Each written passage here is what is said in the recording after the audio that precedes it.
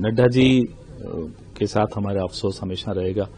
उनको इतने साल एक पद दिया लेकिन कोई काम नहीं दिया।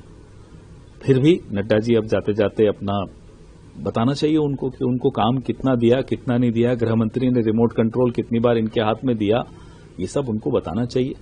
बहरहाल इस बारे में मैं पहले ही आपको बता चुका हूं कि भाषाई मर्यादा से कोई समझौता नहीं होना चाहिए। किसी भी राजनीतिक दल का कोई कार्यकर्ता हो या वो नरेंद्र मोदी खुद क्यों न हो, भाषा की मर्यादा सबको बना के रखनी चाहिए। बिना चुनाव के एक अध्यक्ष बनाया है, उसको वर्किंग प्रेसिडेंट का खिताब दिया है। वर्किंग प्रेसिडेंट भाजपा में एक कोड वर्ड होता है। उसका मतलब ये होता है कि जो नॉन वर्किंग गृह मंत्री है वो गृह मंत्रालय तो नहीं देखता, वो भारतीय जनता पार्टी के अध्यक्ष पद को चलाता वही है। तो रिमोट कंट्रोल अमित शाह के हाथ में अभी भी रहेगा, जैसा कि पिछले कुछ सालों से आपने देखा।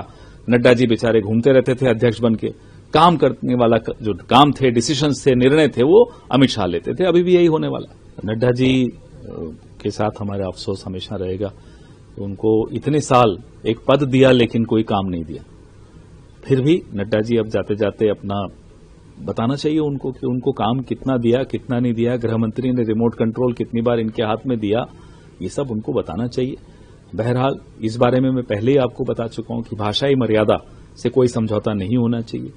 किसी भी राजनीतिक दल का कोई कार्यकर्ता हो या वो नरेंद्र मोदी खुद क्यों न हो, भाषा की मर्यादा सबको बना के रखनी चाहिए। बिना चुनाव के एक अध्यक्ष बनाया है, उसको वर्किंग प्रेसिडेंट का खिताब दिया है।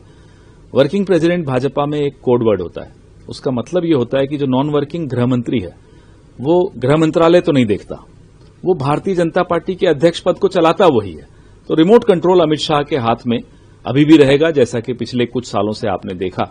नड्डा जी बेचारे घूमते रहते थे अध्यक्ष बन के, काम करने वाला जो काम थे, डिसीजंस थे, निर्णय थे, वो अमित शाह लेते थे। अभी भी यही होने वाला।